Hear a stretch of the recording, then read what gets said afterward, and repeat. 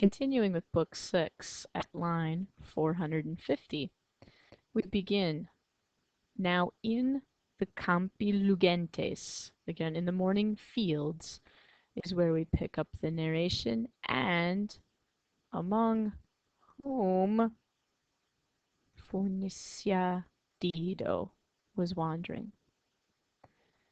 Quam, Dido, is the antecedent there. The Troios heros, the Trojan hero, as he stands next to all of that, he recognized her also through the dark shadows.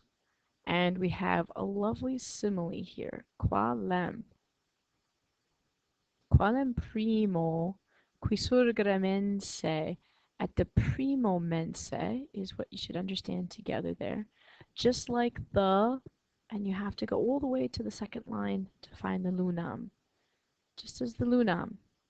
At the primo mense,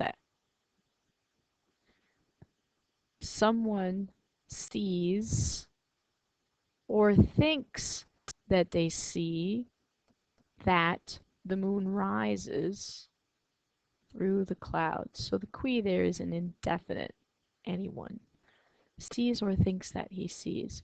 So what we're talking about here is as in the new moon, when there is no light by night, it's that sort of haziness. Does Aeneas believe what he's seeing or not?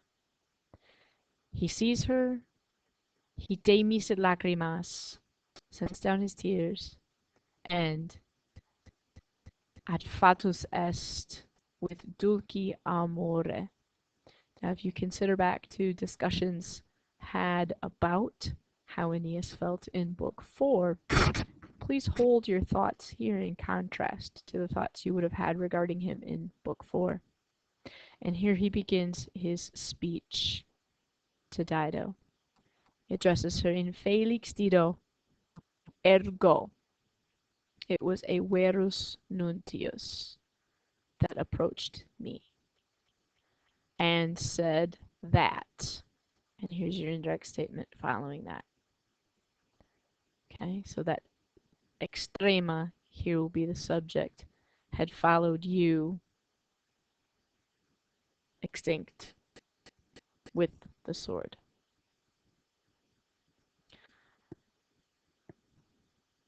Please prepare your thoughts and comments regarding this question that he asks. Then he continues to say, I swear by the following, and that if there is any fides beneath the deepest tellure, this is the condition that he was in when he departed, O Queen. Perhaps this part sounds familiar. Sed me iussa deum, all of these things, they forced me to do what I needed to do, and they drove me, egeire, and this will be egerunt from agoagra, drove me to do these things. I had to do it, I did, he says again. And nor was I able to believe that. Here's the indirect statement saying so. And with the me discessu, I think you could interpret one of two ways. You could interpret it as an ablative absolute, or you can take the discessu as the ablative and interpret this more in the sense of a genitive, by my departure. Okay? That such a great dolorem comes to you, me discessu.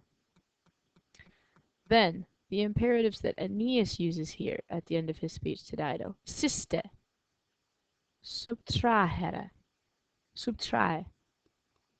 He doesn't want her to go. Stay your foot. And don't do this from my view.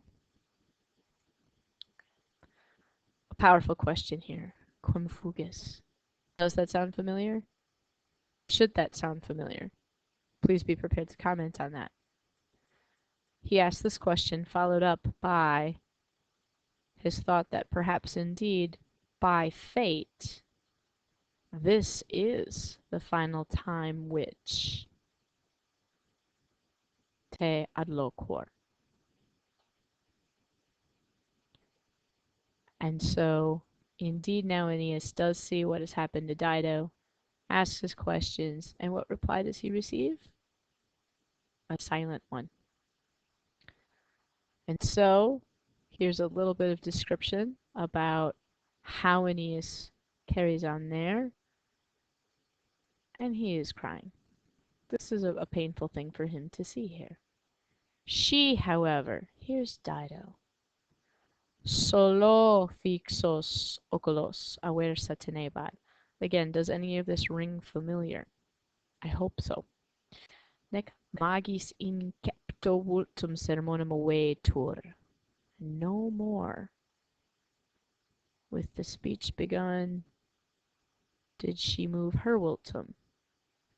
Magis quam, then if dura silex, or if marsapia cautes stet. Finally, at last, your transition word here. This is Dido. She corripuit se, et inimica. Of all of the words she had for him in book 4, she feels this towards him now.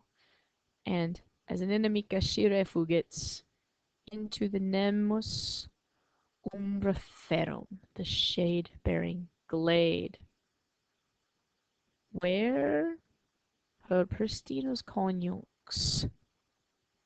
Who is that? Indeed, Zacchaeus replies illy to her, to Dido, and equals her love with and equals her love, responds to her cares, and returns his love. So at least as the reader, we now get a chance to see that the fears Dido had about having betrayed the Zacchaeus seem to have not been so.